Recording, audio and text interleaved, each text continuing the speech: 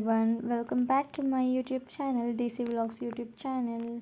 So ನಾವಿವತ್ತು ಇಲ್ಲಿ ಏನು ಮಾಡ್ತಾಯಿದ್ದೀವಿ ಅಂದರೆ ನನ್ನ ಮಗಳಿಗೆ ರಾಧೆ ಡ್ರೆಸ್ ಮಾಡೋಣ ಅಂತ ಮಾಡ್ತಾಯಿದ್ದೀವಿ. ಬಟ್ ಅಂದರೆ ಸಿಕ್ಕಾಪಟ್ಟೆ ಕಷ್ಟ ಇವಳನ್ನ ಹಿಡ್ಕೊಂಡು ರಾಧೆ ಡ್ರೆಸ್ ಎಲ್ಲ ಮಾಡೋದು.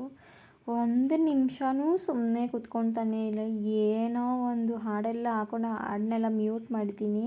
ಅವಳು ಲಾಲಿ ಲಾಲಿ ಸಾಂಗ್ ಹಾಕ್ಕೊಂಡಿದ್ರೇ ಸೈಲೆಂಟಾಗಿರೋದು, ಇಲ್ಲಾಂದರೆ ಕಿರ್ಚಾಡ್ತಾಳೆ. ಇವತ್ತು ಯಾಕೊಂಥರ ರಚ್ಚೆ ಮಾಡ್ತಾನೆ ಇದ್ದು ಎಲ್ಲರೂ ಹಿಡ್ಕೊಂಡು ಹೆಂಗೂ ಒಂದು ಮಾಡಿದ್ವಿ.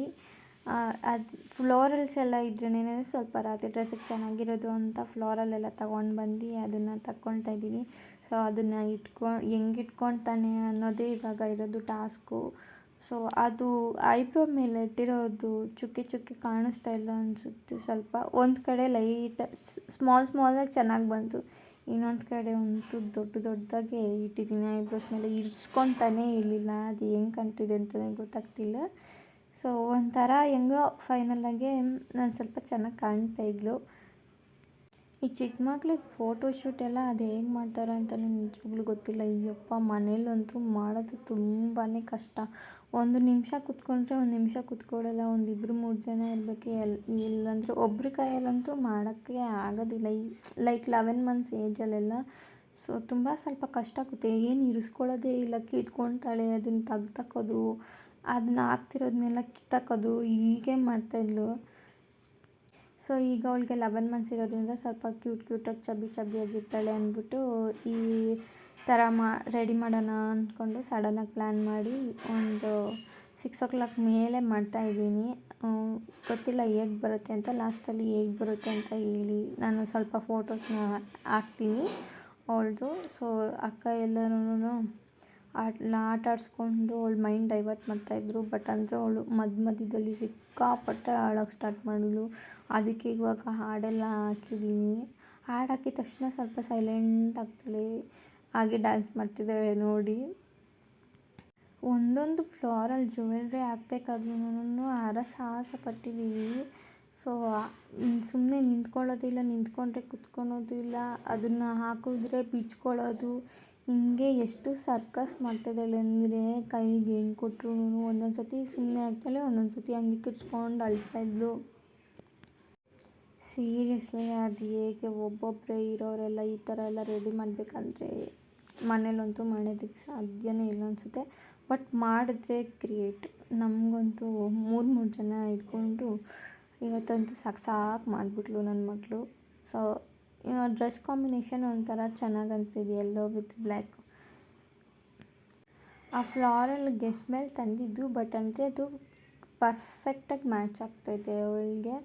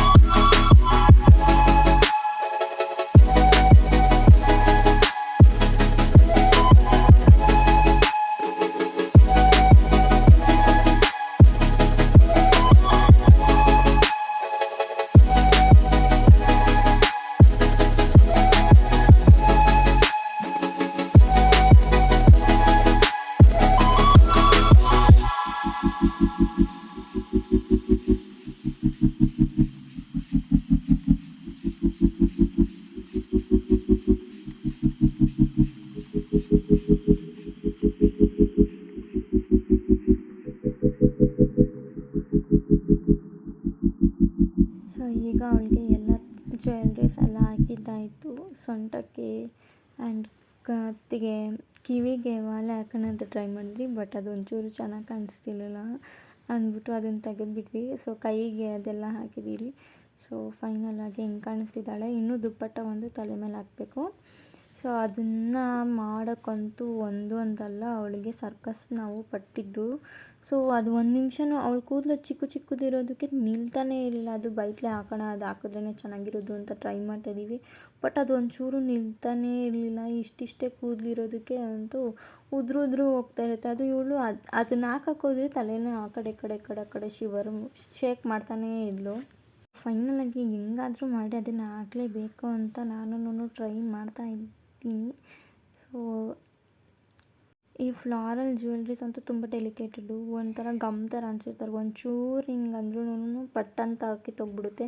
ನನಗೆ ಅದೊಂದು ಬೇರೆ, ಎಲ್ಲಿ ಫೋಟೋ ತೆಗಿಯೋರ್ಗು ಇಟ್ಕೋತಾಳ ಇವಳು ಅಂತ. ಸೊ ಪಟ್ಗಿಟ್ಟು ಅಂದ್ಬಿಟ್ರೆ ಅಂತ ಸೊ ಟಿಕ್ ಟಾಕ್ ಕ್ಲಿಪ್ಪೆಲ್ಲ ಹಾಕಿ ಟ್ರೈ ಮಾಡ್ತಾಯಿದ್ದೀನಿ. ಹಿಂಗಂದ್ರೆ ನೋಡಿ ಆ ಕಡೆ ತಿರುಗ್ತಾಳೆ, ಹಿಂಗಂದ್ರೆ ಈ ಕಡೆಗೆ ತಿರುಗ್ತಾಳೆ.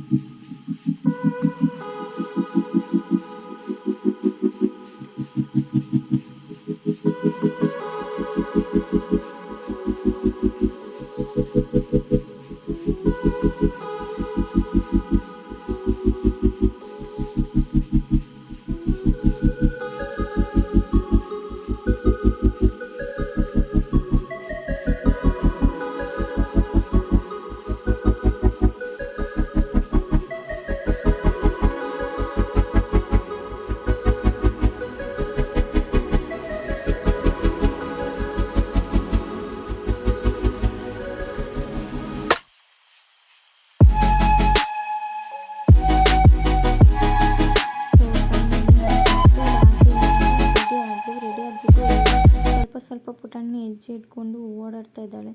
ಸೊ ಹಾಗೇನೇ ಫೋಟೋಸ್ ಕ್ಯಾಪ್ಚರ್ ಮಾಡಿಬಿಡೋಣ ಅಂದ್ಬಿಟ್ಟು ಹಾಗೆ ಫೋಟೋಸ್ ತಗೊಂಡ್ರಿ. ಸೊ ನೆಕ್ಸ್ಟ್ ಆ ಫೋಟೋಸ್ನೆಲ್ಲ ಹಾಕಿದ್ದೀನಿ.